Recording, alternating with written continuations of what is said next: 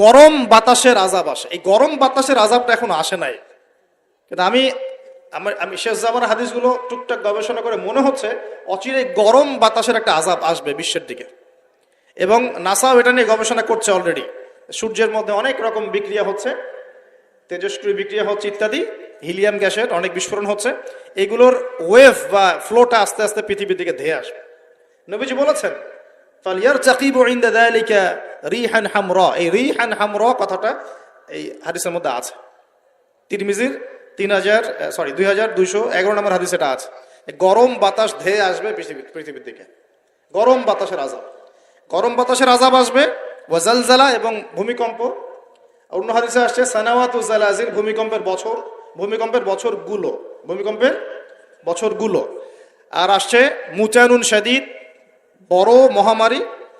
আর খসফুন মানে যে জমিন ধসে যাওয়া, মাসখান মানে চেহারা আকৃতি বিকৃত হয়ে যাবে।